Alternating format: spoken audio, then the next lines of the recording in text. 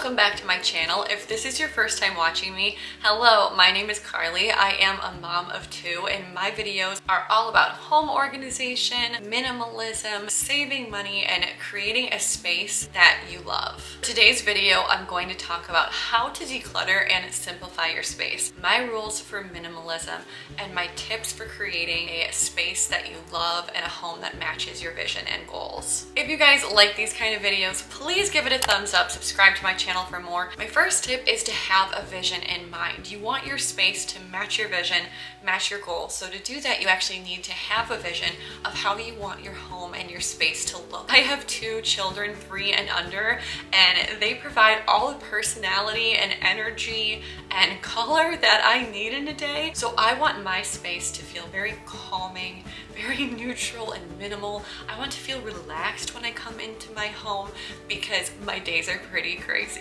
So having that vision in mind, having that feel that I want is very helpful when you start to declutter and simplify. This way, when you're struggling to let go of those harder items or you're struggling to make a decision on whether or not you should keep it, you can ask, does this line up with my vision? Does this line up with how I want my home to feel? Things need to earn a place in your home. You need to start thinking of your space as something that you need to protect, and everything in your home needs to earn its right to be there. It becomes a lot easier to let go of things when you realize this doesn't have to be here. Does this deserve the space that it's taking up in our home and our life? If you can't remember the last time you used an item, it doesn't deserve a place in your home. I always ask myself that as I'm decluttering.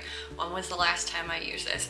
When can I reasonably expect to use this again? If I don't answer any of those questions, then it's taking up valuable space that could be used for something else. I want everything in my home to have a place and have a purpose, especially with kids and the mess that comes from every day. It's a lot easier to clean it up if everything has a home that it belongs to. I want to know what I have and why I have it. I don't want to have drawers full of just junk. I want everything to have a purpose. Just because it was given to you or just because you've had it for a while does not mean it has to stay in your space. If a family member gave you a gift or a friend gave you a gift and every time you see it you're like, oh, I wish I could get rid of this but I can't because so-and-so gave it to me. No, you do not have to keep things just because you were given them. There's something in your closet that you don't want to let go of because you're like, oh, I really don't want this, but I spent a lot of money on this. The money's already gone. You're not going to get that money back by keeping it in your closet. The bad purchase was already made. We need to come to terms with that on a separate time. Now we're trying to figure out if this deserves a spot in your home or not. You can sell them again yourself, you can donate them, you can give them away to someone. There's so many things you can do that don't involve keeping it forever just because you spent money on it. Another thing that I do to keep my home looking clean and organized and keep my space looking the way I want is to constantly reassess and declutter, especially when you have kids who are constantly growing and going in different clothing sizes and changing their interests with the toys they play with. I need to constantly reassess the items I own, the items they own, what they're using, and see if they still have a place and a purpose a few months later. Just because something did serve a purpose in your life 6 months ago doesn't mean it's still serving that purpose today, and it's okay to let go of it now, even if a while back you loved it and used it constantly. If you're not today and you won't in the future, it's time to let it go. It might seem overwhelming and daunting to take on a whole decluttering project. If you just look at your house as a whole, you might feel like, how am I ever going to get through this? But if you look at it as doing one drawer a day, one spot a day, one room, it's a lot easier to reach your goals if you do a little bit each day. Make it a habit to donate often.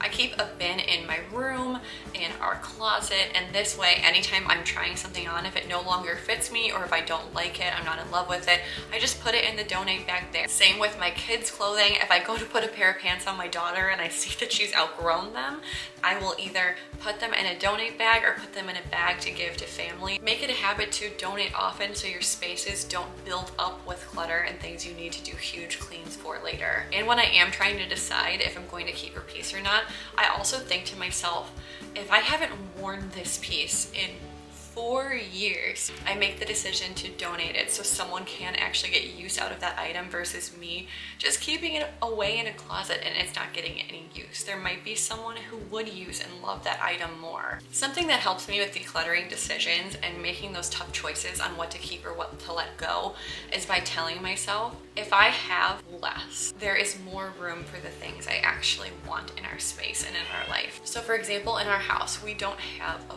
playroom. There's no dedicated spot for our kids to play, for their toys, and that was something we really wanted. So we decided to combine my husband's office and my workspace into one, so now we have a shared working space, and the room that my husband was using as his workspace, we've now made into our kids' space. So by me decluttering and going through and making that room so we could join our workspaces, we got something that was on our vision board, which was having that space for our kids. Thinking about it that way really stops me from holding on to stuff that I might be keeping for the what if occasions, like, oh, what if I wear it here? What if I need it then? Because I'm able to accomplish the goals that I actually want and I can make happen right now. Be honest with yourself while you are decluttering and cleaning. You need to be honest with yourself about who you really are, what you really like, what your habits really are. There might be clothes that I think are so cute and I love, but then I'm like, flashback to real life, Mom Carly, you're wearing activewear 90%